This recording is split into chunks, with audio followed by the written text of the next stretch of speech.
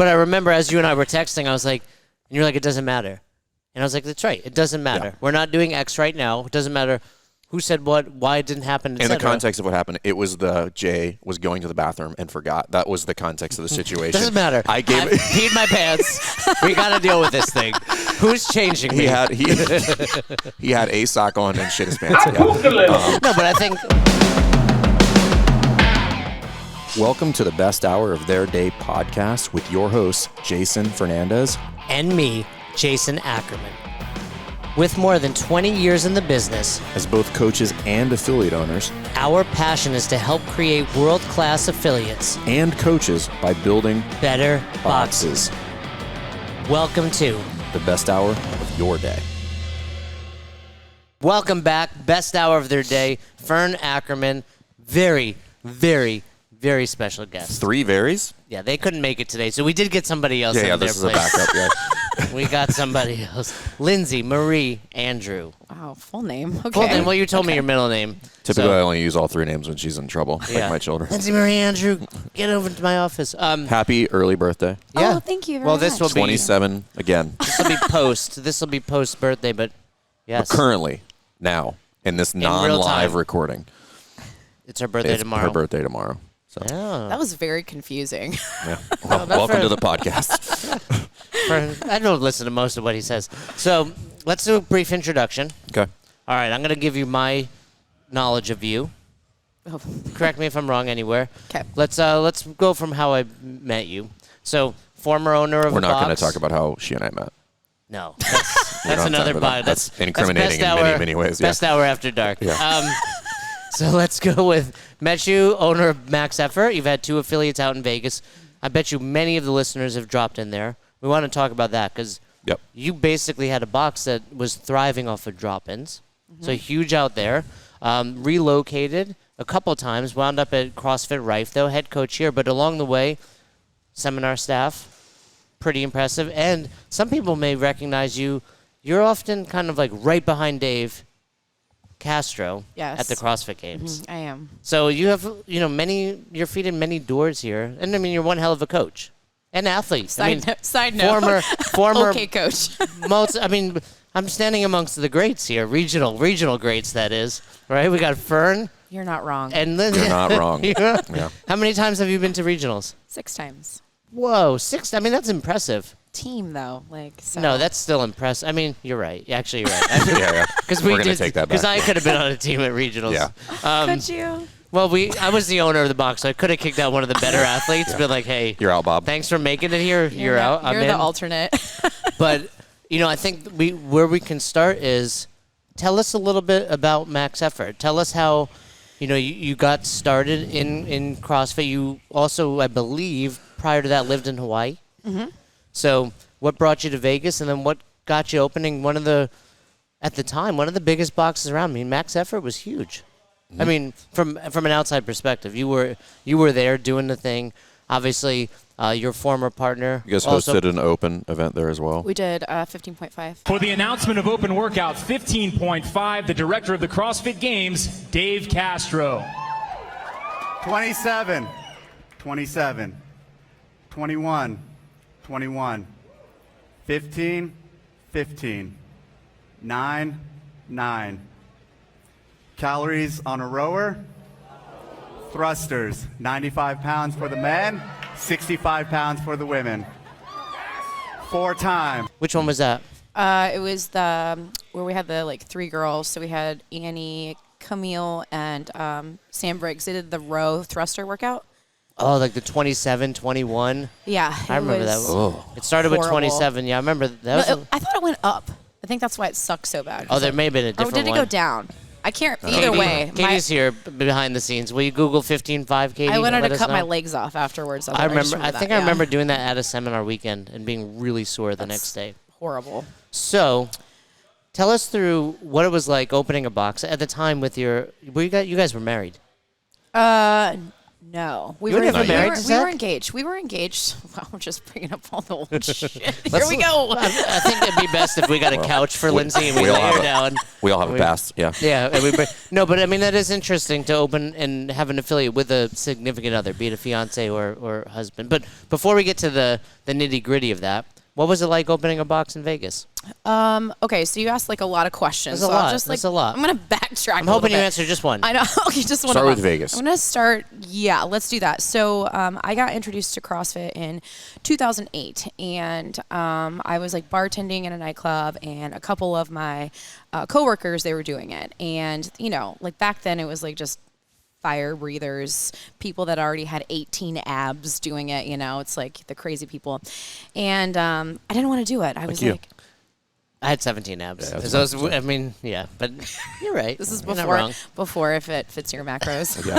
Yeah, macro man over here. Yeah. So they swindled me in. I was like, what is this? This is like Zumba, like it's just a fad. It's passing.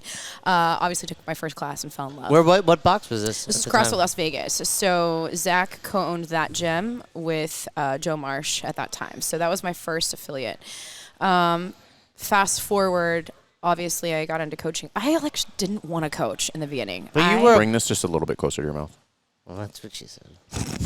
There you go. Good. So, but I do want, I do want to say this: like, you were a bartender in the service industry. I've often made the connection between service industry and coaching. Do you think that was helpful?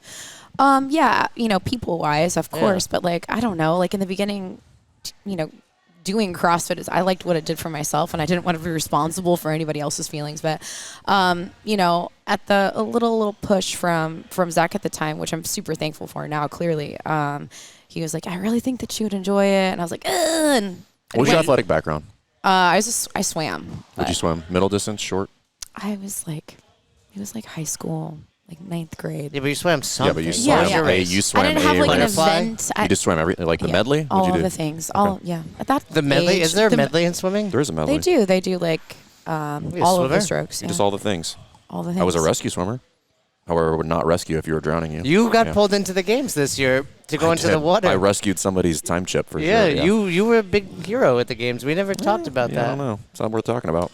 Oh, well, I did Fern's see very pictures. modest. I saw pictures and I was like, why is Jason in the water? That right water, now? just for the record, that water is disgusting. Oh, Is yeah. it? It is. Algae. Yeah, It's how I gross. didn't come out of there with an infection is It's really is bad. very, very impressive. So let's bring it back. So were you dating Zach at the time? So And I only ask because I think that's interesting to be like, you would like this. Like, how would he know that about yeah, you? so we started dating like pretty much after like I started at the gym. It was pretty fast after that. Yeah. But then split happened between him and Joe at CrossFit Las Right. Vegas. And so I think that was like roughly like 2010. Where was CrossFit Las Vegas in, like, geographically in Las Vegas? So on the south end of the strip. But on the strip. Like right off of Las Pretty Vegas close, Boulevard. though, Yeah, for all Las Vegas intents and Boulevard and purposes on the Sunset. strip. Yeah, Okay, got basically. it. Yeah, basically. South of Mandalay Bay, like a couple miles. So, Okay. and this like sports center essentially. So we like rented out a space inside of this place it. that had like, batting cages and stuff like that. Okay. So the split happens. Zach leaves. Mm-hmm. You guys at this time are already dating. And he's like, hey, I want to open this CrossFit thing. Like, I want to do my own. Yeah. 3 years later. So 2010, like we were engaged. We got engaged at sectionals. That was when it was On the floor? sectional. Like on the floor? Were you one of those couples? Yeah. Really? Yeah. So we can probably insert that here. Ladies and gentlemen,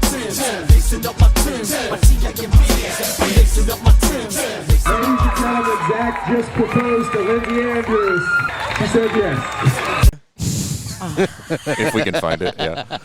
There is video. Yeah, I'm sure. I mean, there is video. that's like right on the That's- cusp of like. Can we not play that? Can No, we not? let's play it. Let's actually play it again right now. Ladies and gentlemen, Zach just proposed to Lindsay Andrews. Can we not do that? I remember like finishing a workout, and he was like, "If you had done poorly, I wasn't going to ask Oh, well, you." and this was team, so you were competing no, together. this was individual at this point. Oh, so- It's sectionals, Oh, right? so you were Oh, individual yeah, yeah. sectional Yeah. too. Mhm. Look at you. Well, Yeah. that was like, They did that 1 year, right? yeah. Yeah. What place did you come in? I don't remember. Not. I mean, but it was great. still impressive to make it. Yeah, I don't remember, honestly. I just remember that, like, looking back at video, like, Brooke Ince is in the video because it was in Layton, Utah is where our sectional was. But Is that the one where everybody got sick? It's the one where Miranda peed on the floor. Oh. Insert that insert right that. What? Why are we cleaning the floor, Miranda? What happened? They're running. I lost control. Insert that right there. Yeah. That was like a big deal. I vaguely remember. So you getting we're not trying to dig into the relationship, it's but okay. I just want to understand better. Yeah, so we were already engaged when we decided, like, hey, we want to open up an affiliate. Do we want to do this together? Yes, and then we started, thinking about the things that we needed to do in the process of, the split with Las Vegas. And so when that happened, we kept the space at the Sports Center. Joe moved, and, basically the membership split like 50-50 essentially. So we started it off with, a handful of folks, and then grew from there. That had to hurt, though, the business. Both cut your revenue. both, That's what I'm saying. right? We were starting off, so we were fine. Yeah, we were like, this is great. Yeah, we're like, I already have members. Yeah, but if you remember, expenses were far less than, So, but you weren't immediately in the red, upon that, or was it pretty close? No, we were good. Okay. Yeah, we were fine. Okay. So, we were fortunate in that way. Right. Yeah, to start off, and then people if somebody's listening to this and you're like, hey, we lost 50% of our members, people are had a heart attack just now. They're like, wait, what? More so for Joe, it sounds like. Yeah, Zach we and weren't starting Lindsay. off from scratch essentially because we already had equipment enough to operate with those types of things. Right. So then you could just build easily. You're also right. It was a different day and age in 2010 where you weren't buying $30,000 worth of equipment from Rogue. Yeah, we probably had cheaper. How big was the space there?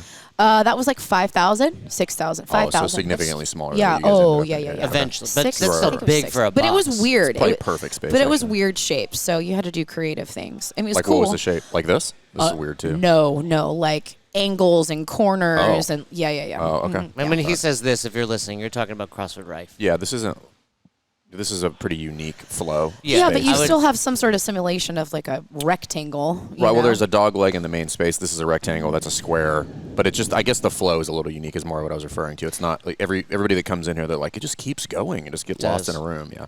Anyway, that's not the point. So you open, and what I'm curious about is your drop-ins. Mm-hmm. You were really well known as the best drop-in box. I mean, when I say best, financially, do you remember your biggest month ever? From drop-ins only. So everyone thinks that this is a common misconception actually. Oh, am I wrong? Am I making this up? So I've never been when wrong we on the look- podcast. Usual, but you've made up a lot of things. So here's the deal.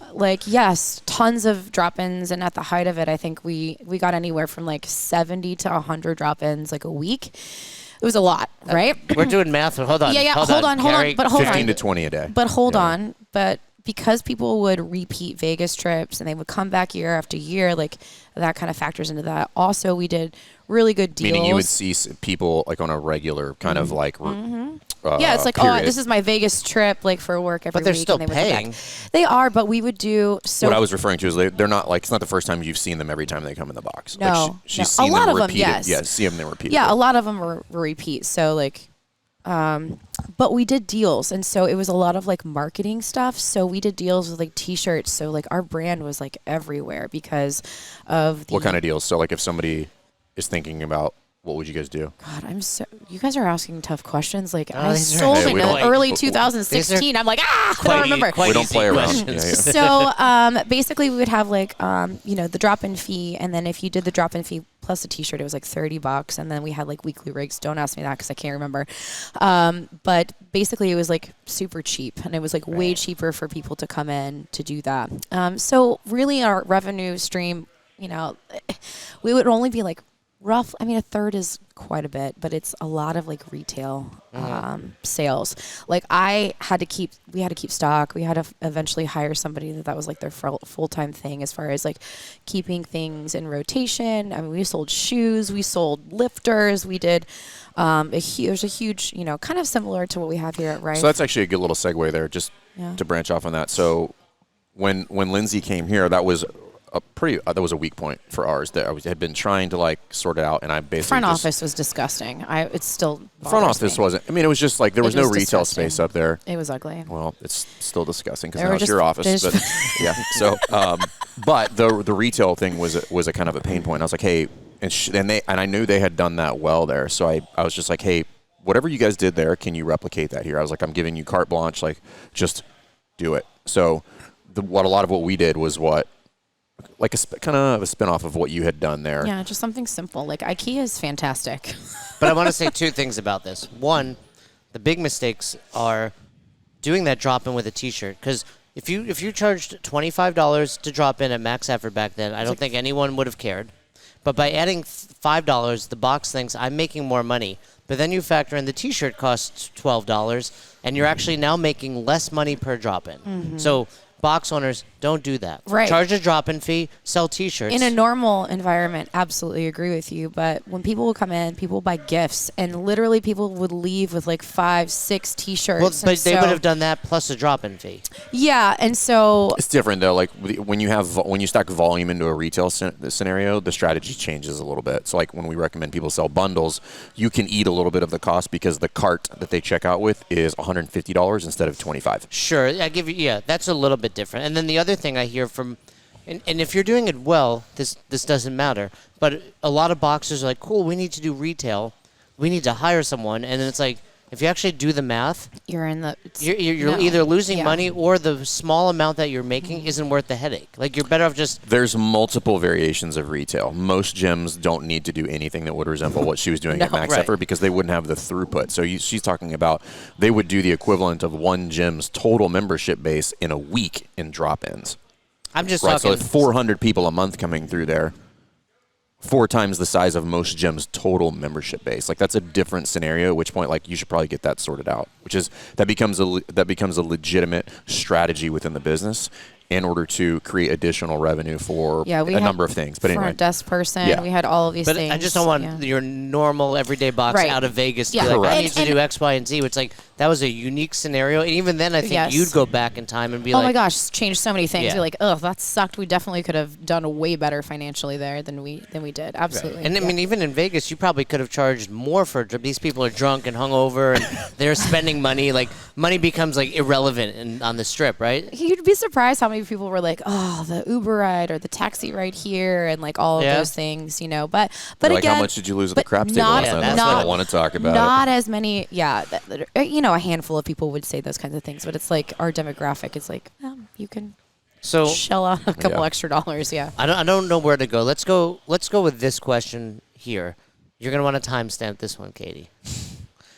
You are one of the best, and we'll go back into Max Effort, but somewhere along the line you came onto seminar staff. Mm-hmm. So that means over the course of a couple of years you developed well as a coach. Mm-hmm. You are, in my opinion, and I don't know about you, Fern, but you are probably the most confident female coach I've ever met. Really? On the floor, at least. I mean, I really believe that. I think, and part of it is I've seen you coach plenty. You're a great coach. Thank you. No one's ever going to be like, they'll say things about you, Lindsay. Don't get me wrong. People text me all the time about you. What's up with that crazy girl? But I'm like, no, she's a great coach. But personally, no, but you are great. You are a phenomenal coach. What's it like being, a female coach? And we talk a lot about imposter syndrome. We get questions a lot from women being, top of the line coaches. But and you're on seminar staff with some of the best in the world. How many seminars have you worked to? You're up there. 300? You got to be 300. I'll hit 300 in January. Yeah, I mean, you've worked. If this whole last couple of years, I would have been well over there. Yeah, well over. Yeah. But I mean, between you and who else? We got like the Jenny Orrs, the Jen Marshalls. We've talked about ECs and Nicole Christensen's. But you're Denise up there. Denise Thomas, right? To be in those categories, thank you. For real. You're a great, great coach. I mean, and if people check you out, your Instagram, you have your coaching a lot on there. You can learn a lot from it. How do you don't go too deep into those stories. You can learn a lot about everything. But how do you develop that confidence as a female coach in the CrossFit world? So it's interesting that we're just talking about drop-ins because when I first started coaching, obviously I had good mentorship, like Zach's on staff, and Joe, both of them, they're great, but mostly Zach was the leader. Joe Marsh. Oh yeah, no, his old partner. Zach was like my trying to keep up with this. Come on. So anyway, in the beginning when I first started coaching, I was like, this is terrifying. And I remember like remembering, Zach's like, hey man, you just kind of have to like fake it till you make it. You just have to be a little bit bigger version of yourself. So I kind of went into every class with this like idea of, I'm just going to put on a show. Like I'm just going to act. I don't feel as confident as what I'm projecting right now, but like, and even in that time, like, lesson planning wasn't a big deal, like a big thing. But I tried to go in with some sort of like teaching progression and like general warm up during that time. Sounds like my laugh. Did you It hear did that? sound like Yours is far louder than that. Yeah, way more thank you. irritating. Perfect. But then when we got all the drop-ins, it was terrifying because, you have New people. plan A, and then I was like, oh shit, now I have to have plan B. Can I say shit on here? Is that okay? Oh, you've Plan already We've said A. it. never cursed on this. I've definitely not gotten feedback Fern's about not, the yeah. amount of profanity used on the podcast. Plan A, plan B, and then like factor in humans I've never met and being a novice coach. I had to really change that thinking around to, oh my God, I hate this because I don't know you and I don't know what I'm doing and I don't know how to scale you, to this is an opportunity. And I really think that fast tracked me and prepared me well for not only seminar staff, but just being able to like drop in and like see a human, for the first time ever and be able to So coach. that's a very common, I don't want to say excuse, is that right? So think level know where 2 you're is like going you've coached a ton of Oh, we all yeah, coach yeah, a yeah. lot of levels. I don't know these people. I don't know these Yeah. people. I've never seen them move before. Yeah. To which That's my as good response as they're going to get. right. Yeah. Yeah. Like, To which my response is always like, it doesn't matter, and B, you need to do more. So right? let's clip this. For those of you that just took your level 2 filled with those excuses, go back and listen to Lindsay. She's saying you suck, basically. She says, hey, you're a didn't say turd. that. You're a turd. Look at me. No, but I mean, you're absolutely right. Because it's one of the number one, and it's just like people are scared, right? So they show up to that environment. You're coaching in front of your peers. Yeah. You get freaked out, Yeah. and most people don't leave the four walls of their affiliate to go see They're like, a lot of different athletes. yeah. But then, that's again, it probably is the number one rebuttal, if you will, that somebody would give I've never you. seen them move, and I'm like, that, and that it's just not my gym. Right. Right. Which is just like, well, how about you have them move, and then we can sort it out. you can real see, time. like, I know your knee is going to cave in just by doing like a general warm up line drill, Spider-Man lunge. If you can't push your knee out during that portion, it probably is going to suck over That's- here when we do a squat. That's like actually, we've been joking a lot, but that's like super deep coaching right Correct. there. That's like, I'm using this general warm up. Yeah. I don't need to know anything else about you. I watched one Spider-Man lunge or multiple, whatever, and I know your knee's going to cave in. Right. Like, so we're squatting later today. I'm not going to let you throw 315 note, or yeah. whatever on the bar. It never ceases to like blow my mind how much data we are gathering at any given point inside of a No. class. Like from That's- minute 1, minute 0. You're mistaken. Your good coaches are gathering that data. Correct. Yes. Shitty coaches are just running a warm-up. Yeah, herding And I think cats. that's a big difference. Like, if you're listening, like, that's huge. Like, I know... Well, this goes back to what we've talked about before, what you and I have discussed at nauseum, which is because Lindsay she's taking the vast majority of our coach development and doing coach evals here She's now. always doing... I mean, I see you're always doing evals on And the stories. concept of everything is intentional. At no point am I just checking out and people are just moving aimlessly. Mm-hmm. Like everything I'm doing is for a reason, is to get information to make a later decision about something that's happening. And I'll give you, yesterday I coached a class here at Rife. It wasn't good.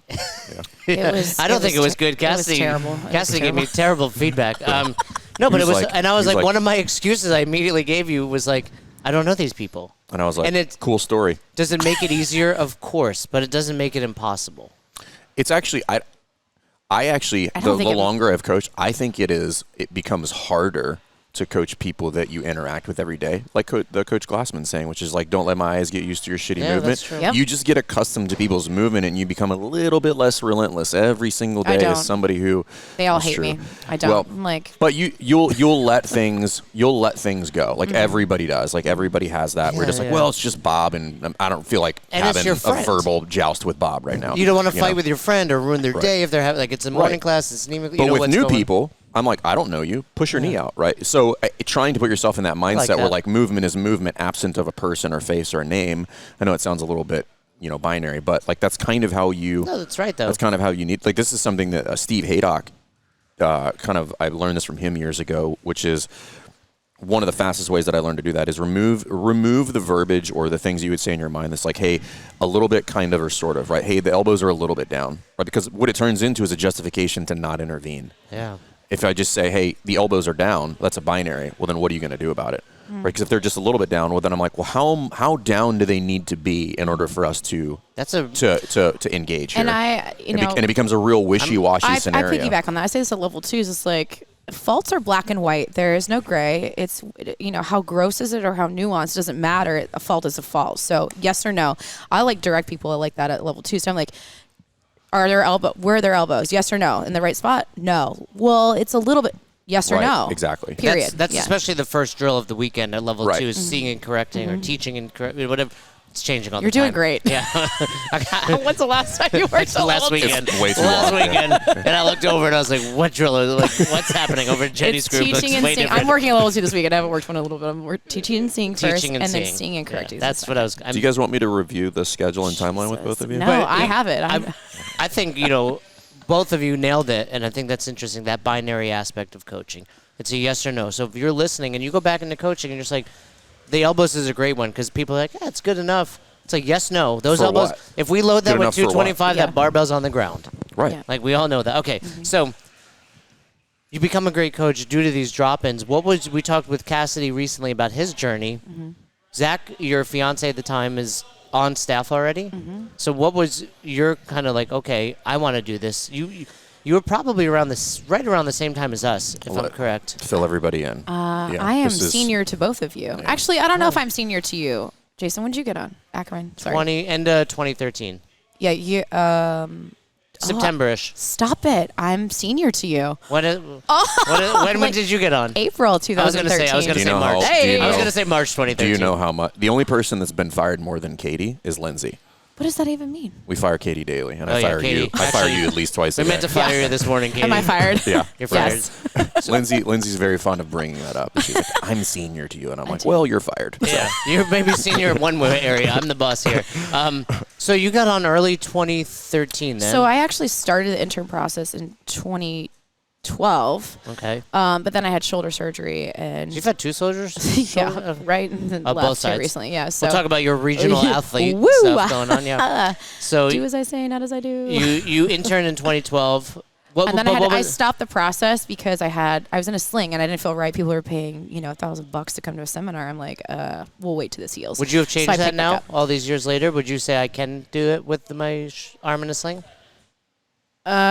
Professionally for that job, could I? Yes. Yeah, absolutely. But you wouldn't be at your best interning, which is a slightly different. Exactly, but it's like, you do things with one arm. Obviously, I could still do that, but in a perfect world, like for these people paying this much money to do those things professionally. How far were you through the first time? I had 2 internships. And then you did the shoulder surgery? And then EC was like, you can continue if you want. I was like, I don't feel right about that, so I'm going to wait. And so I waited about 6 months and then picked back up. Start back over. Which was devastating. And then you went through how many the second 2. time? So you did 4 total. Yeah, 4 total. Yep. Yeah, but turns out those 6 months, you don't get better. No. Right? So who was your final flow master? Who gave you the go-ahead? Stefan. Roche. Oh, yeah. okay. Yeah. Nice. Old school. He's back in the CrossFit mix. Yeah. He is back. I don't know what his role now is, though. Is he in the I think games? he's like content. I did know that. He's always been involved in the game. Yeah. But what was he doing? Strength and I think he's conditioning at doing UCLA for a bit? I think he was the head guy. He has. There's some old videos and journal articles of him. If you go way back into the journal, we're gonna do Helen here. It's 3 rounds, 400-meter run, 21 swings with a 1.5 pooed kettlebell, and then 12 pull-ups. You have to hold up our reputation. Yeah, so, I'm gonna stop and wait. 3, 2, 1, go. For the kettlebell swings, I've watched the styles change over the years with the games and everything. I probably, versus a traditional kettlebell person, I'm probably going to give a little more knee bend and sit down into it because I like popping it overhead and using my legs to do it instead of pulling with the arms. I am going to bend the arms and get it overhead. Kind of saves my grip a little bit instead of having it out here and having my grip stop the kettlebell from flying out, so it's going to save my grip for those pull-ups. Because he was a strength conditioning coach for Cal Berkeley? No. UC Berkeley? Anyway. San Diego. Was it San Diego? Yeah, San Diego. Anyway, yeah. So it was like Southern California. And then I don't remember how he kind of like worked, but I remember seeing him at the games this year, and I was like, oh, dude, you're back. Like, that's great. He told me, and I feel really terrible, not remembering. He doesn't it's listen. fine. He It's doesn't fine. listen to the show. Yeah. Big tall. He's huge. He's Yeah. like 87 feet tall. but Give us Yes. the Okay, so let me answer. So I got on staff because we used to host seminars. and I would watch it all the time, and I love traveling, and I used to watch Zach go everywhere, and I was like, I want to do that. Like, I want to travel everywhere and teach this. This was like so much fun, and I remember how inspiring my level ones were because I took multiple like throughout, pre-test, the first test. Who was your very first level 1 coaches? Because we were talking, Fern's brought up this idea of lineage in the past. Like, what's your lineage look like? I don't know if this was my first. So I took my first level 1 in early 2009, and I can't remember if this was the first one or the second one. But here's who was teaching one of these seminars in the very beginning. I had Rory McKernan. Yeah. Miranda People know Van- him from the games broadcast team, right? Which, super personal. So he's like, real enthused. Miranda. Yeah. Previously Oldroyd. Todd Widman, Jason Kalipa. Oh, Okay. wow. And I think Nadia was there for one of them makes sense. too. Yeah. And the West Coast team. Yeah. And all I remember, I just really remember, we say at seminars, like, people don't remember all the content. It's really about how they made you feel. And Todd Widman is just really incredible. Terrifying. Yeah, But incredible. But a great giving human being. feedback. Yeah. Giving feedback, yes. He's gotten better over the years. Tempered. He's Last brutal. time he gave me feedback, I almost cried. I was like, I have cried at his feedback. So, hey. Anyway, he delivered content. He was just so passionate. And I just remember that it was like incredibly infectious. And I was just like, wow. Yes. Whatever you're saying, yes. Sign me so, up. Yeah. I'm Okay. in. So you make it on staff. Mm-hmm. 4 internships, which is great. Mm-hmm. Do you remember like the final feedback you got from Stefan before he gave you the go ahead?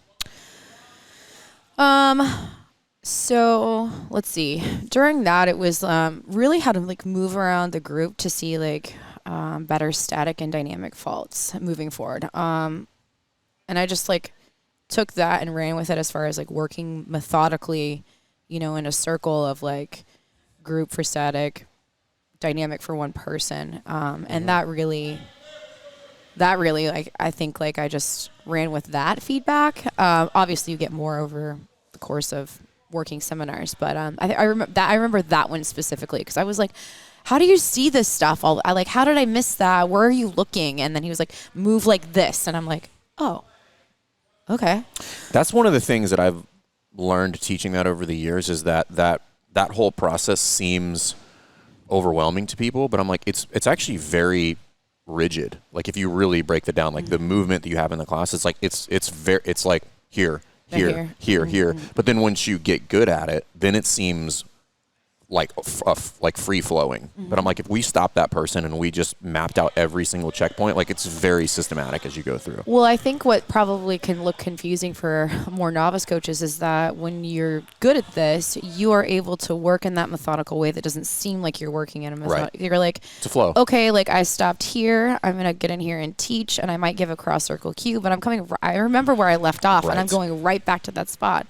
So that's one of the first things that I'll have people do at some point in the level 2 is I'll just walk them through. We won't do any cueing, and I'll just have them work through the process, and I'll have them verbally talk through static, dynamic, static, and then move to the next person. And they'll make it 1.5 person before they deviate from the plan. I'm like, Their no, eyeballs go. are- I'm like, go back.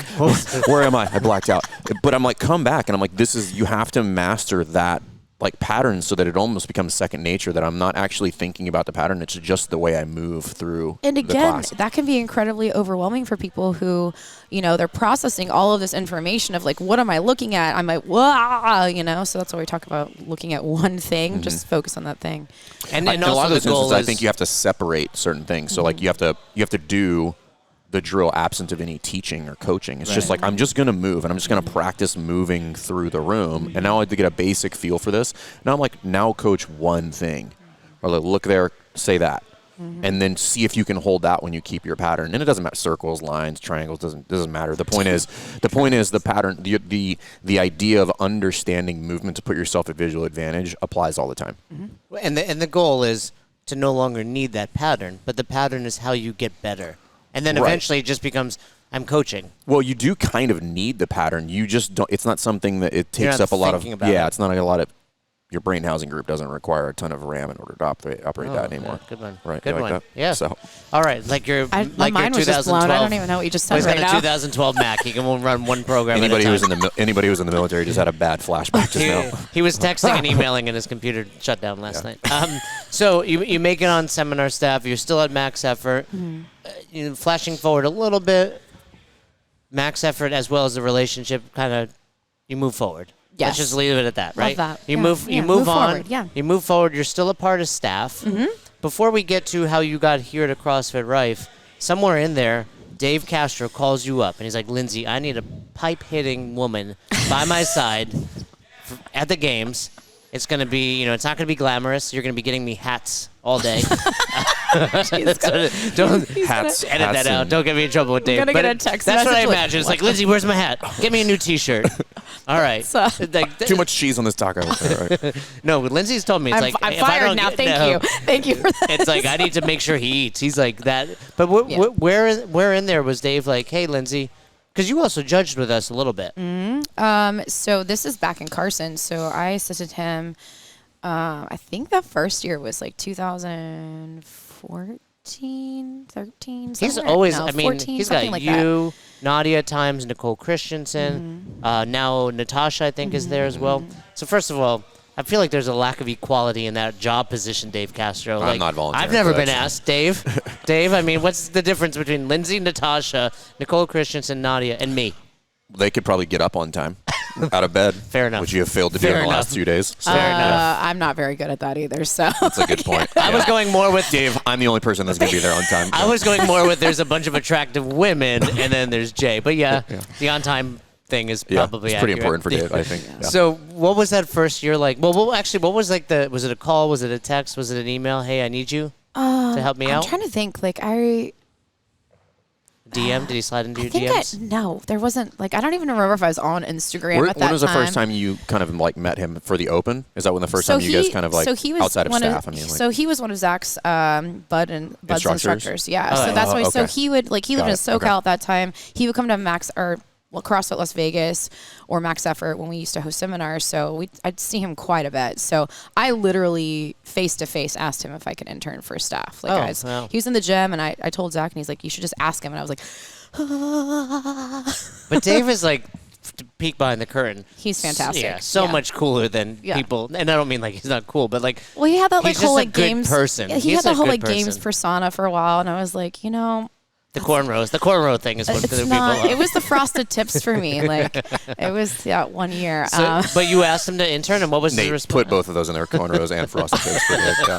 Dave, we love you. We appreciate. Well, actually, you're no longer our boss. I have a Dave. funny, I have a So funny we story don't about care. that. Technically, you can't fire me anymore. So. The frosted tips one. Like that was, I think that was like one of the first Did games. he ask you if that was a good idea? So yes, and so really? You said like, yes. okay, so this is really bad, right? This is We before, don't usually gossip on this This show, is but good. let's No, dig into it's this. really great. It's really great. It'll give him a laugh. So I'm like running around and like assisting Dave at that point. Was actually taking care of the judges. Like I got you guys like an obnoxious amount of snacks. In-N-Out Burger, maybe? Yes, Those I did M&Ms. actually. M&Ms. The peanut M&Ms. pretzels. Yep, and Peanut all of pretzels all that of Jay those. refuses to partake in. I don't. I'm just I stay pulling them clean. out of my pocket on the You hear floor. that? I stay clean. Vern's snacking under his mask this year.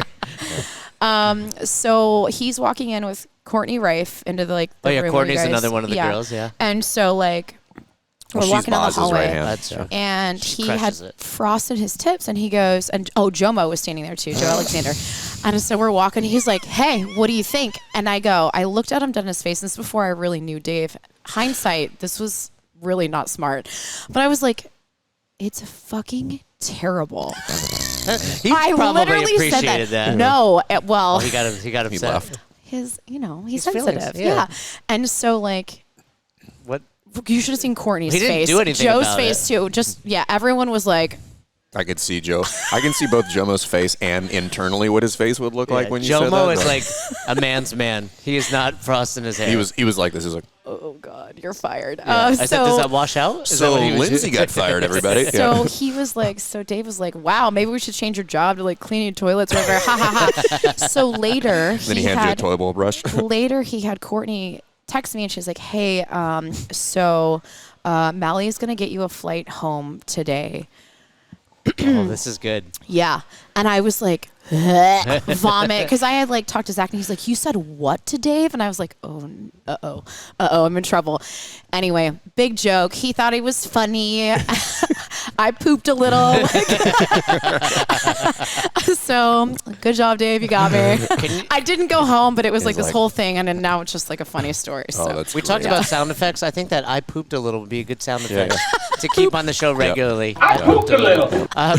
So, and what was that year like? Was it fun though? Like, I mean, for those, if you ever watched Dave, like, I don't know that you would ever see you guys. Maybe it's because we're kind of a little behind the scenes, but it seems like Dave is walking, and then you guys are just like helping him out. So like obviously the games are like a big undertaking, and so it doesn't work if you don't like have a team, and like it's intense like watching Dave work and like the things that go on in his brain, and like obviously he's done this many years.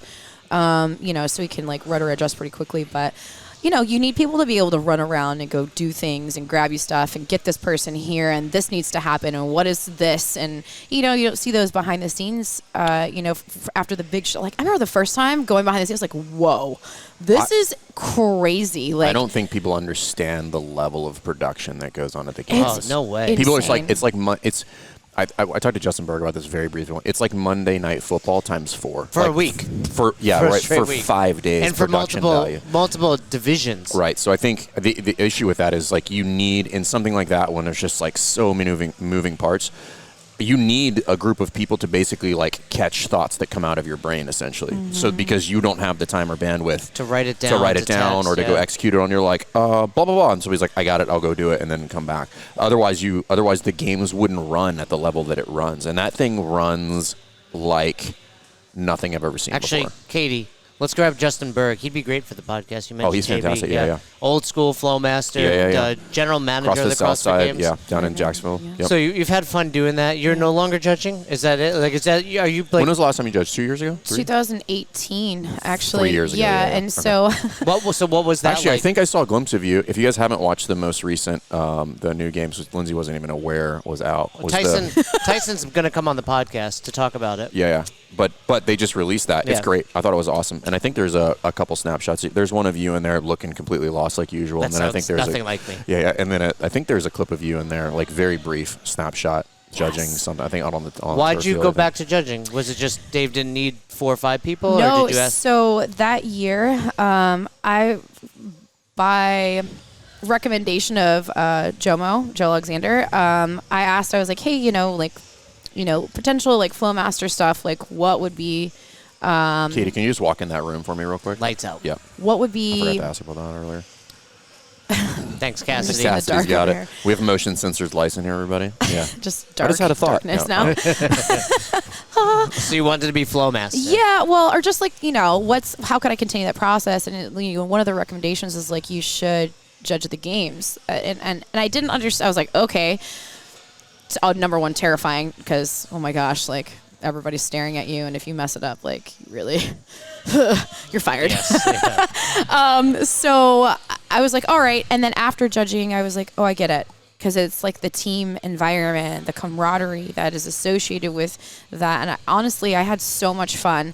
The following year, I got asked to judge again, but then Dave pulled me to his team again for 2019. So you must have been doing a great job for Dave. I've been. Is that the only time you judged? That's the only time I've judged. Okay. I was on the docket to judge right. previously many years, but then I got trying to pulled figure out how many years have you judged? I want to say maybe 7. I would do it again. Because I had another role. But I had another role prior to judging at the games. I get to hang out with you guys. I remember like, you and I were on the same team of 10. Yep. I forget who was our. Maybe Rob Joe DeGane? Rob. Oh, Rob Lawson. Yep. Awesome, dude. Yeah. You've judged more than me. 8 or 9, I think. Yeah. Okay, so is it something you're pretty confident, like year after year now, you're going to be helping Dave out? I have no idea. Every You year I'm like waiting for that's how it is for judging too. You're kind of just like, are we doing this? Yeah. Are we the game's do you happening hate me this year? You just need somebody to count. Was I annoying last year? Anything that you were mad at me for, did you forget now? Are you gonna ask me back? What's the dump like after the games? Like for us, like we're tired, but it's like we enjoy. It's an enjoyable experience. I imagine for games you, is a time warp. Yeah, I remember this year we had our first meeting, and I said to somebody, hours. I was like, "We're going to be at the after party tomorrow." Yeah, and it's going to be like Yeah. What's it like for you? I would imagine it's just like nonstop, 24/7. Yeah, it's the same. You have to be like you're on standby, and then as over the years, like I've gotten closer to like doing things that are really important for Dave. So what's the most important thing you've done? I can't. The games would have fallen apart. Secret. It's top secret. I can't, Oh, it's not. Yeah, I can't. Not like divulge you all that information. You need security created clearance for the that. workout. No. Lindsay, come up with something real quick. And I was like, We need a vet. row a marathon. Throw a softball. Clip that in there too.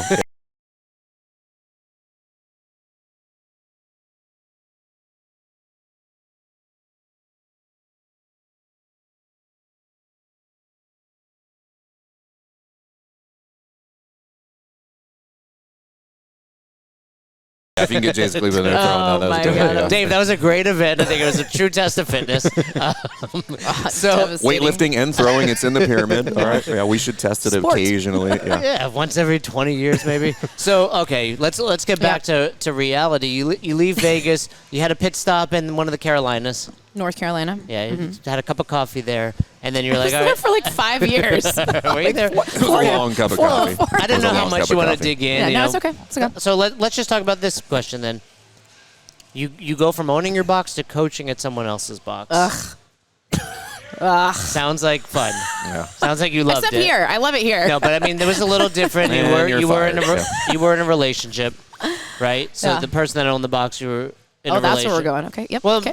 did you coach in somebody else's box? Yeah. Oh, okay. Yeah, there was two There's- gyms Yeah, there. yeah. There So was tell like me more. three, I didn't know that. So this is what I like say about my North Carolina experience. Like, And to be aware, that this person listens to the show, so don't say anything too bad about.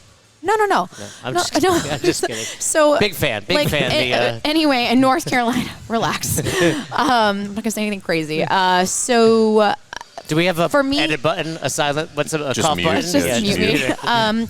No, so I think after selling Max Effort, I like bebopped around to a couple different places because I was searching. I was trying to fulfill that hole because that was honestly the hard part. Like selling Max Effort, leaving, that was the hardest part of everything, right? And How so, long have you been in ownership? Like 8 years at that point? yeah, something Okay. like that. It was like, no, not that long. It was like 5 or 6. I don't know, something like that's that. a significant investment of your time and I mean, emotional energy. and we like, it was my baby. We grew up from nothing to Right. like huge. So Right. I think I was trying to do that someplace else or have that same feeling, and I just didn't. Everywhere it was just like, It's hard to, you can't replicate. until Rife. All And right, I so- should not have been surprised because obviously leadership trickles on down. I knew the team was going to be awesome. Are you like? He's are you glowing. like- He's Yeah. glowing right now. Don't confuse. That's his resting just get a dick still. face. Just Yeah. get a still of this, Nate. Nate, also, can you make? Yeah. I've been wanting to do this image of Fern. 9 images: happy, sad, But it's just all the angry, same but face. it's all the same face. Can you make one of those?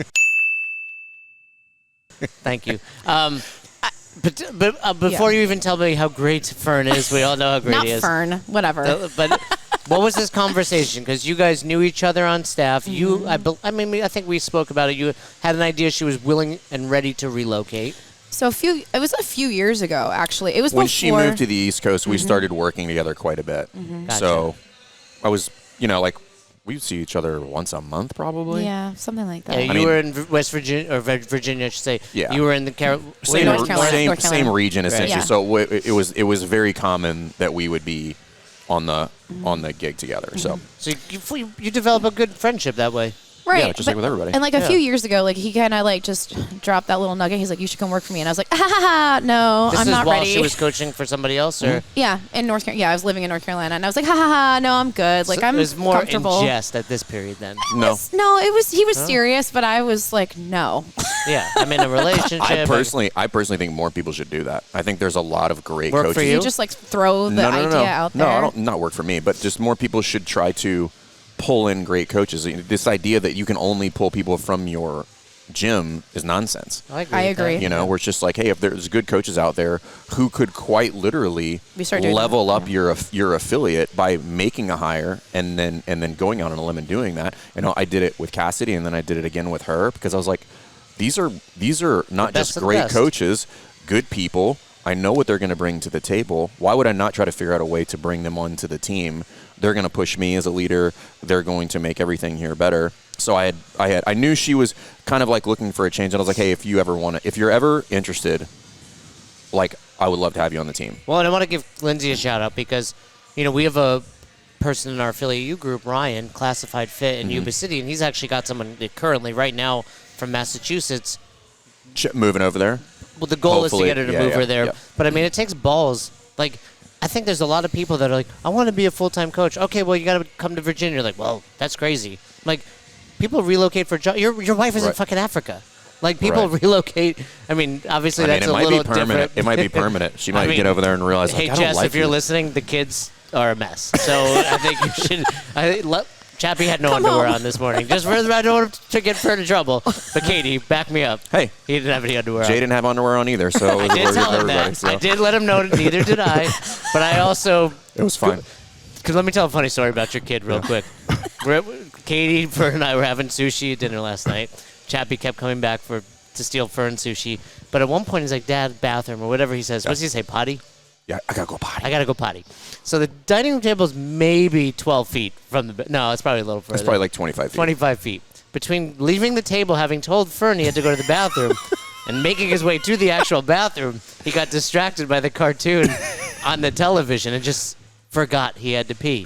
And he came back like 4 or 5 times to tell you. He came back the second time, and then I had realized he never actually went the first time. Yeah. And because he was like, I gotta go potty. I'm like, you just went potty. And I was like, go potty. And then I watched him. And it was like Jay in a meeting. It was very much like me in a meeting. It was like Jay. He got distracted, forgot what he was supposed to be doing. Stopped and was watching. And I was like, go to the bathroom. I do that all It the would have time. been the perfect meme of you and I in a meeting and you telling me to do something. And by the time I got to the task, You forgot what I you was were watching doing. cartoons. I was like, oh, I forgot I had to pee. But it was classic. It was really entertaining. Anyway. Sounds like me walking into like a room forgetting what I was supposed to be doing. We all when I do go, it. Yeah. We all do it. Lindsay gets here, and she was at 9:05. She'd be like, I'm late for the 9 a.m. class. I'm like, no, I know. Yeah. It's 9:05. I've been coaching for 5 minutes. Yeah. So when Fern tells you, hey, maybe you should come here, what was the final, like, okay, I'm doing this thing? So, yeah. 2020 happened. A lot of like shit It popped was a off. great year. This is not just the pandemic. You're talking in your life. In my personal life, a lot of things. 2020?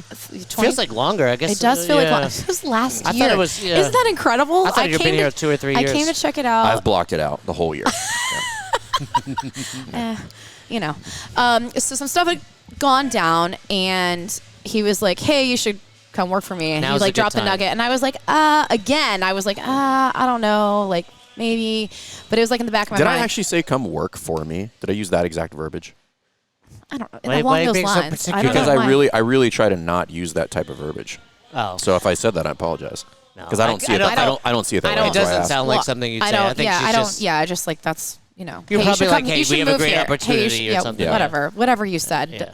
Doesn't matter. You're very likable. I don't take offense You're to that. very likable, Fern. We all like you. You don't have to worry about offending people.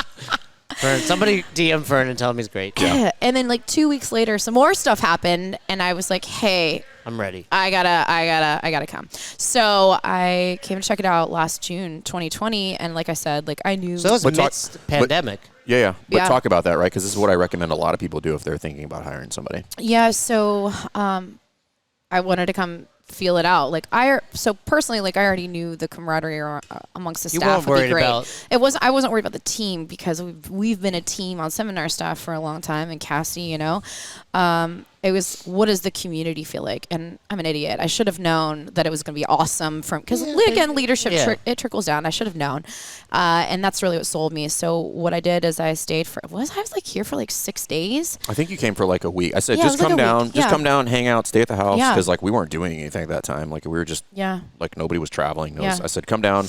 She stayed at the house. I think Bobby came down too. She did. Yeah, Yeah, Bobby she stayed came a couple down. days. Bobby yeah. Millsaps? Yeah. She came to stay at She the house. came with you just to... No, she came up. She came up to say Oh, hi. yeah. Because she To came to see Willie. Willie too. Yeah. But anyway, she came and I said, and don't even like just hang out, be an athlete and just hang out in Yeah. the gym and And I just took the and just classes. see if you like it. And it was awesome. That was it. What was the first indication that you were like, oh, this is good. I can be here. So in class, so number one, I haven't been coached in so long. No one says anything to me ever. Never in classes. That's why she moves like garbage. No, she moves good. I was complimenting her booty. She's doing something right. She's doing something right these days. So, number one, I was getting coached. So like, I think you actually led a couple of the classes, Cassidy too, whatever. And I was like, oh my God, I actually like enjoy class. This is awesome. And then the community, like everyone was super welcoming. It just, like it should good be. Stuff. And I was like, this feels like home already. And I've been here for 2 seconds. This feels like what I had at Max Effort. And I've been here for no time whatsoever. And I'm like, yeah, And I kind of like coming into it, I was kind of like, you already know what you're about to do, but you're just really just kind of going to. It's good that you tested it, and then I needed at that time, like I knew for some things that I was going through, like in my life, I knew that I needed the support of a strong community, and there was no way I was going to be able to do what I needed to do without that. And so that was a motivating factor. And once I figured out that was here, I was like, there was a no-brainer for me. That was a really good statement just about CrossFit in general for anyone listening. Like whether you want to move to coach or you're just thinking about joining a CrossFit, it's like you need a strong community. And whether it's to get you to move it's invaluable. Right, Carolina to Virginia, or to help you out of a relationship, or to just help you train for the next endeavor. I think that's the idea of tribe, or the old saying, like it takes a village. And most people use that in the context of kids. Yeah, which it does take a village. It does take a village. I mean, I'm experiencing now, but as a person, it takes a village. It takes a village of people to get you to not do dumb things, or to just pick you up when you fall down, or to get you back on track for certain things. I mean, I've been through it numerous times as an affiliate. I know owner. You called me all the time. Yeah, I'm like, hey, how do you deal with being so terrible? I really kind of. Lindsay, let's use this as an opportunity to talk Fern up. Yeah. Okay. Okay. Let's do it. We'll do it. This is Lindsay's podcast. You told me earlier before we started recording. This is nice because I you get to wanted show me a little, to talk you up on this. Definitely. Anybody that's listened to this for 2 seconds knows I would never say that. It was a private conversation. I shouldn't have brought it up. Is that when we were in the bathroom together and you're like, listen? No, but I just want to hear, for the listeners, like good leadership. Yeah. What was a moment since you've been here, like after you were like, I'm doing this thing, where you were like, Fern, like, you were like, oh shit, that was really, truly helpful, impactful. It made a difference in my day or my life. No crying. I know. Don't cry. I know. Don't cry. I got makeup don't look on. at me. I don't want the Fern. makeup to run on the episode. So, there's been a couple. I'm gonna follow up with give me one bad thing too. There's okay. There's a couple. I have the bad thing. We'll be good. There's been a few there's like one or two instances where I could dig into that, but I think it's more. He does that on a daily basis. I feel really fortunate. Don't look at me. Sorry, I thought we were. Yeah. No. We got past that. I'll look at Jay while you're talking. I'm crying. Don't look at me. Don't look at me. It's the dust. This room is dusty. Whenever people ask me, and specifically seminar stuff, I'm like, how's Rife going? Whatever. I'm like, it's incredible because the mentorship is incredible, and I feel. Oh shit. Okay. All right. I just feel cared about, not just inside the business, but as. Are you gonna cry? I'm gonna if you try cry, not to. I'll cry. Katie will cry. Cassidy will start crying. Cassidy blowing my eyeballs right now. Cassidy definitely is not going to cry. He's not going to cry. He's not capable. He's just going to make fun of me. He's not capable. Chopping onions and right. Yeah, but me personally, obviously professionally, but just it's shown on a daily basis. And I think one of my favorite things about Fern's leadership style is that he doesn't make a big deal out of things that I'm like, oh my God, I'm really fucking that up. This sucks. I'm sorry. I'll try to do better. And he's like, it's not a big deal. And I'm like, oh, it just takes a lot of pressure off of me in that way because I put enough pressure on myself. But yeah, every single day yes. There's a lot of opportunity for growth over here. Yeah. I think one started from the bottom and we are not there yet. Not yet. We are working on it. We're all a work in progress. Yeah. Everybody thought I had 2 kids. I have 3 kids. Yeah. But I did say to Fern the other day, I said one of the things he's really great at is knowing what he can and can't control, right? And I think that's probably a lot of what he's saying, hey, you're 5 minutes late. I can't control that. I realize you're late.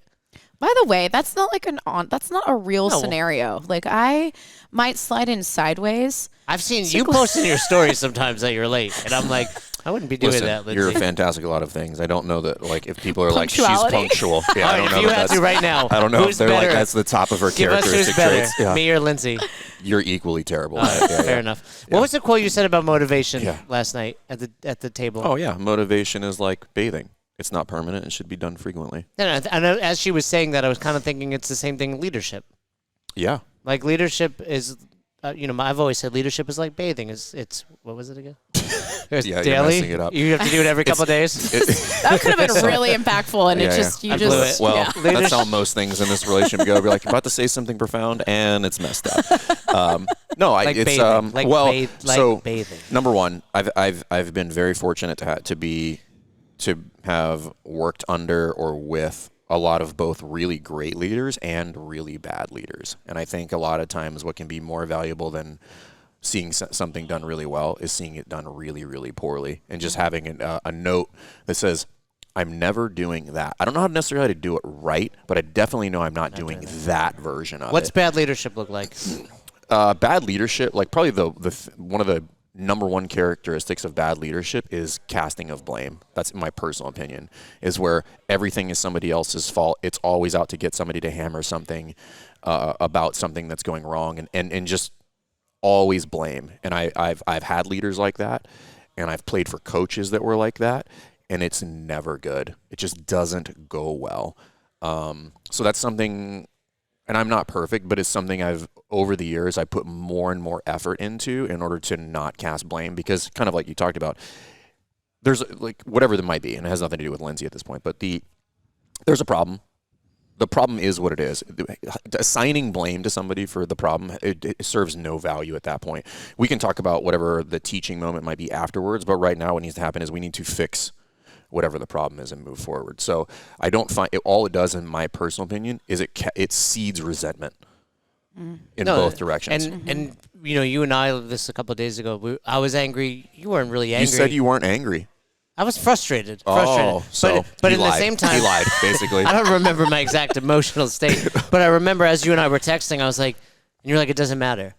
And I was like, that's right. It doesn't matter. Yeah. We're not doing X right now. It doesn't matter who said what, why it didn't happen, in the context of what happened, it was Jay was going to the bathroom and forgot. That was the context of the situation. Doesn't matter. I peed my pants. We got to deal with this thing. Who's changing me?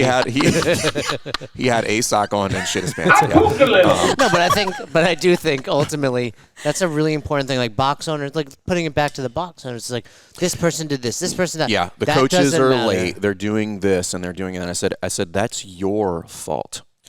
And ultimately, going back to not only does it not matter, that's really the second step. Is like accepting responsibility. Right. Or everything that goes wrong. Yeah, everything that goes wrong in the affiliate is the affiliate owner's fault. Like it or hate it. And if you don't want that, don't open an affiliate. Then don't open a box. Or be okay with running a subpar affiliate and having so many subpar coaching staff. I love those like culture questions that we get at level 2s. They're like, well, what if this is why are you're allowing that to happen? Why are you still coaching there? This is your fault. I don't understand. What about the this? Did you get this? Like, how do I deal with people that perpetually show up late? Or what about the person that doesn't listen? And then it's going back to the question either address about it or don't worry about it is the short answer. Like either address it. It's either important enough to address or don't worry about it. And those are your only two options. But being mad about it forever is dumb. And most of this comes down to communication.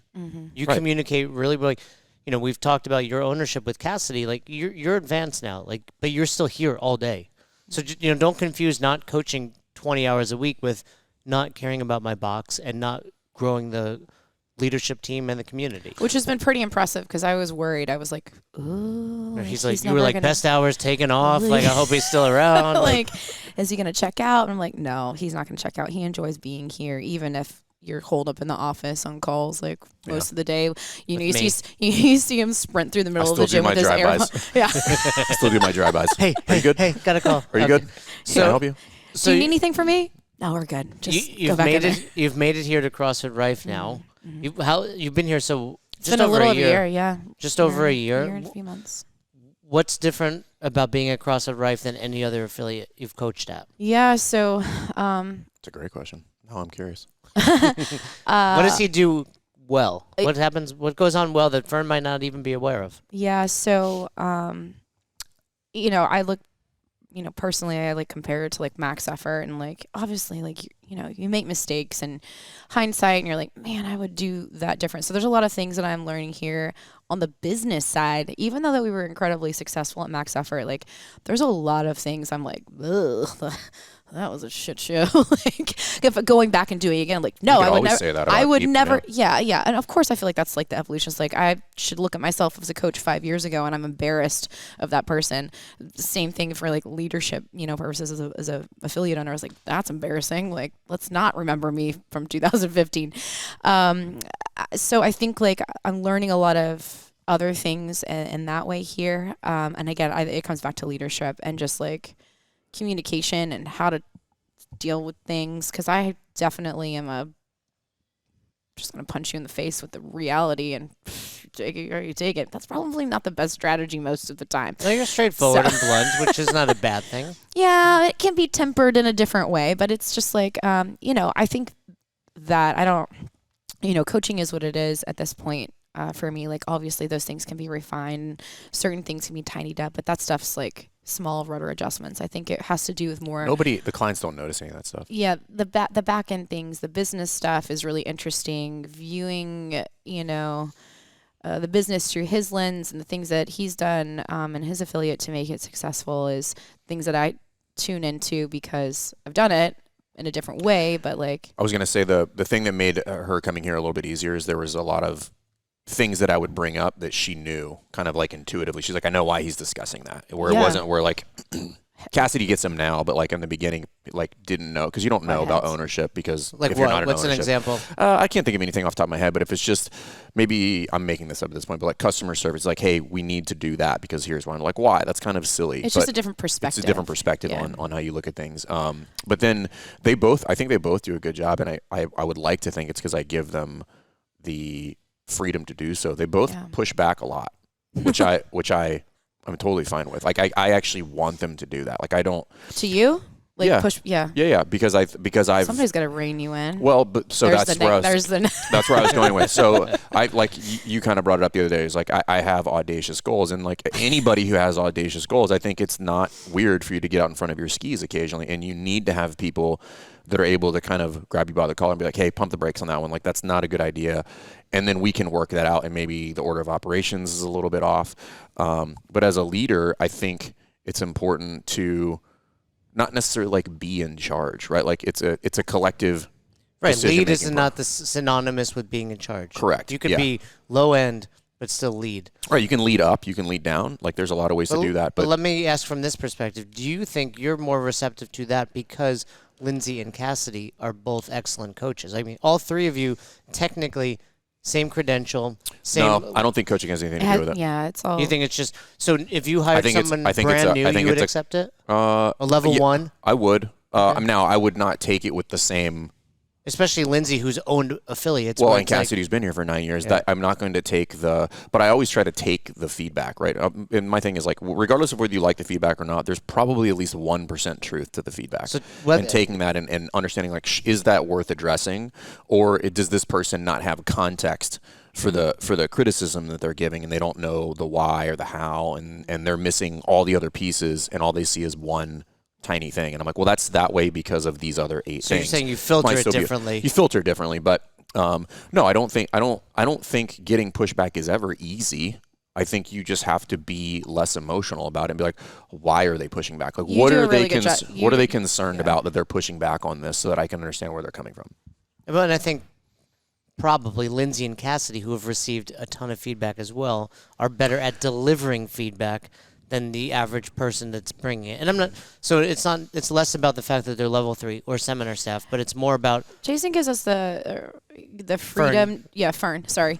Fern gives us the freedom to be able to kind of communicate those things. Like, I don't feel like fearful or that I'm going to hurt your feelings or not that like I would say anything like that, but I just feel like you're open to those things, and you do want the feedback, which I think that was what makes a great team. I try to think about what Max Effort was like. We always ask the team for ideas and different. I'm like, I can't think of it all. Like, maybe you have a better idea, or maybe like we're way off base and this isn't the direction that we need to be heading. Like, what's the vibe? What's the I think you do that really well. So I'm never like that's a really shitty idea. We should probably not do that. I don't really say that very often, but I'm usually trying to like poke holes in things. But I'd be confident that if I did have one of those, somebody would say something. They'd be like, "Oh, that's dumb." Yeah, let's not. Don't do that. We shouldn't. It's important, Yeah. right? Yeah. To surround yourself with. You can't. Too many box owners surround themselves with yes people, or people that are just not there for the betterment of the box, right? They're there for a free membership, or they want to do something, but they're not there to like be invested. And there's a fine line to be walked there, because I think that you go the other side of that spectrum,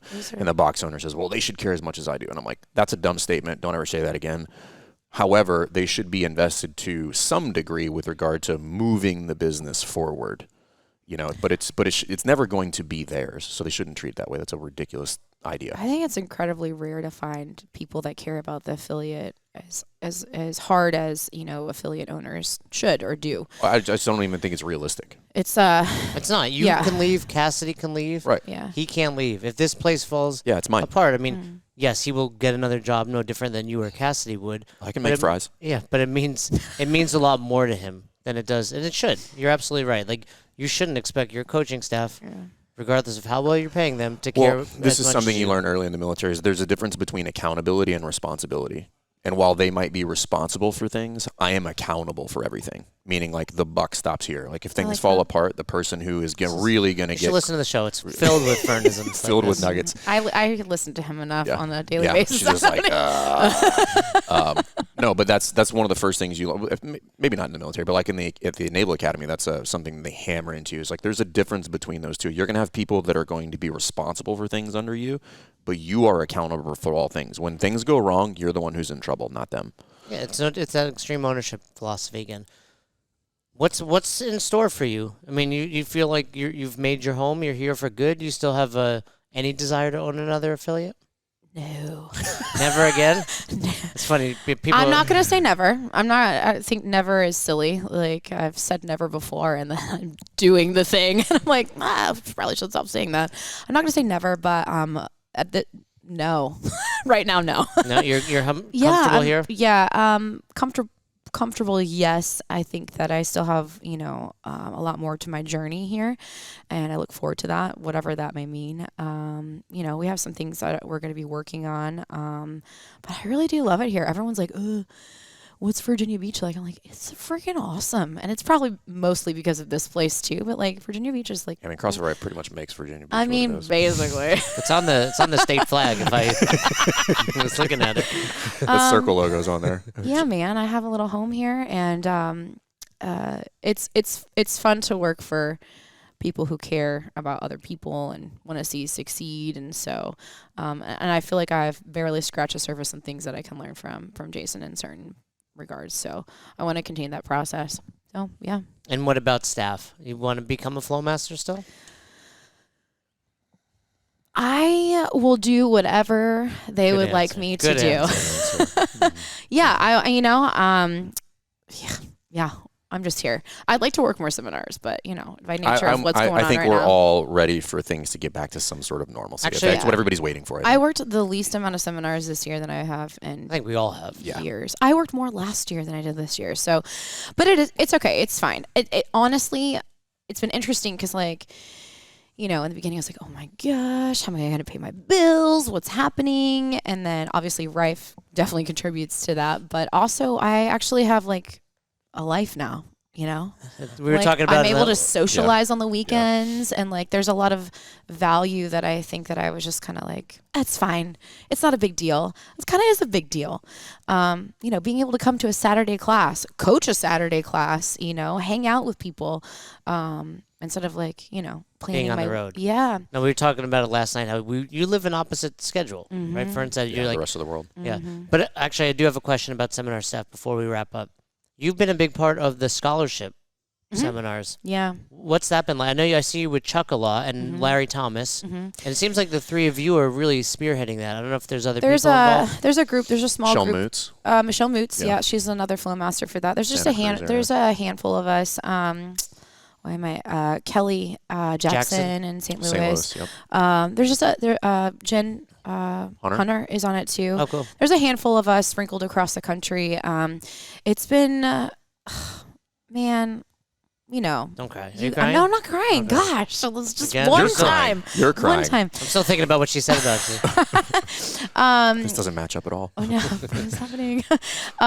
No, it's incredibly rewarding. You know, you give a lot at seminars, but like those, you give a lot, but I just feel like I receive so much back. It's been really cool to watch that process. It's been weird with like the COVID stuff and like keeping that going. But I bookended this last games with two scholarship seminars. So I did one right before the games and then one immediately following. So one was in Salina, Ohio, and then the other one was in Dover, Delaware with the Green Beret Project. And both of those programs different, but incredibly impactful for the community that they're in. And just, it's magical, the care that these kids are under with the leadership programs that they have there. And it's just, they're using CrossFit as the vehicle for that change in these people's lives. And it's not just the kids, these particular kids, it's generational changes, which is mind-blowing to me. So, did you ask, what was the question? I don't remember. I was thinking about. At this point, Jay's trying to do everything. Yeah, he has to go potty, and he forgot. But also, he's trying to waste time so he can avoid coaching this 10:30 class. I am trying to. Do I get to give you feedback on this class? Please don't. Please don't. Can I please? I've not. No. Oh, okay. Anyway, we could do feedback in person for the new thing that we're doing. Yeah. Watch Jay cry again. Yeah. I'll give you. I'll do a coach. I'll do an eval. I'll do an eval. That's cool. Just don't fuck it up. I do have one more question. You wound up down. Last question. What time is it? Do I have time? You have 9 minutes. This will be quick. No such thing. Our buddy owns CrossFit Downtown Atlanta, part of Affiliate U. What do you got to say about Mike, Double M? Oh my gosh. Michael, yes. He listens. I want to give him a shout out. We love Mike in the Affiliate U. Honestly, whenever I do seminars in Atlanta, I'm thrilled when I go to his gym. And not because it's clean and there's snacks, because there's always snacks, right? But because Michael is an affiliate owner who is very present. He the day-to-day operations all the time. It's his space. It's his thing. He's too present. Michael, your biggest weakness, no, I don't need your help. Go sit down. You care too much, Mike. Yeah. Stop caring so much. But it feels like a home away from home when we go there. And I love going to that gym. And it's just, the care about the humans in the gym as well as like when we come visit is awesome. Like, I can't say enough good things. He's the man. Yeah. Mike is the man. Mike is, despite his creepy mustache right now. Yeah. Well, shave that. It's been great chat. His ropes are definitely higher than 15 feet. I just worked there a couple weeks ago. Did a rope climb workout? Oh my gosh. I was like, that's a 20-foot ceiling. I know. He's like, yeah, you're going to touch all the way to top. I was like, that's more than 15 feet. Fix that, Mike, and then we're good. Okay. Well, it takes a little tape on that rope, Mike, and you're good. Well, it's been great chatting with Lindsay. Yeah. Your pink slip is at the front desk. You're fired. You and Katie both are fired today, but it's been great. Well, on to the next place, Lindsay. But, it's really great to hear your journey from ownership to staff to making it over here to Rife. And I hope people that listen understand, like, you can have a true career in CrossFit. Very little of your career comes from seminar staff. It's, from ownership, from coaching. That's nice perk. And also, it's just a bleed over the whole thing. Yeah. And then also just most importantly, like we talked about way at the beginning, is develop that confidence, and even if it's like a fake act at first. Not like fake as not in fake, like, but you're being an 11, which is what we talk about. Yeah, it's a presentation. Yeah, and you're going to see during this class, it's all presence and attitude. Very little from effort. you. Yeah, from you. Yeah, no coaching whatsoever. No coaching. So, but hey, like I tell everybody, presence and attitude Everyone was goes missing a long hip way. extension, but it's fine. Yeah, it doesn't matter. It's like Jules says in Pulp Fiction, personality goes a long way. Thanks for checking out this episode of the Best Hour of Their Day podcast. We appreciate you listening and choosing to have us help you in your passion for coaching and affiliate ownership. You can find more episodes just like this on all podcast platforms. If If you're interested in learning more, you can reach out to us on any social media platforms, or you can visit www.besthouroftheirday.com to book a call. If you found this episode helpful for you, please share it so that we can help other coaches and affiliate owners to help build a bigger and stronger CrossFit community. Thanks for listening.